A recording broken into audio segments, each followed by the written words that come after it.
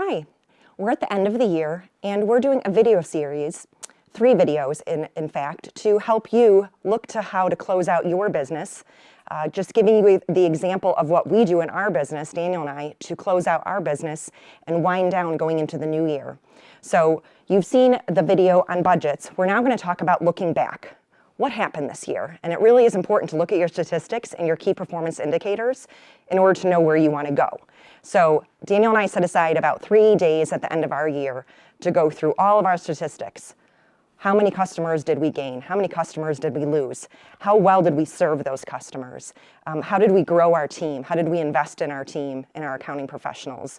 We look at our marketing. How well did Google work? How well did LinkedIn work? You all know, you're all on these social media sites, and we need to look at that and track all of that. So we take time to slow down and dig through all those statistics and key performance indicators, which really helps us then know where we want to go looking forward. So it's as simple as, how are you tracking your key performance indicators? How are you tracking your statistics? Maybe you rely heavily on Google Analytics. That is an area we're growing in. That's another great tool to use. It also could just be outside resources that you use or your own software. It could just be looking at your numbers and seeing how many new customers, how many new widgets were sold, or how many products were sold. It could be looking at your POS system.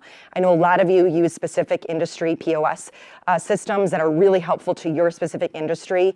And so it might just be sitting in that POS system for a while and looking back and looking at, how can I use this POS system to look at the trends of our income and where we made the most amount of revenue, where we made the least amount of revenue, what really perked up in 2024, what fell to the wayside in 2024.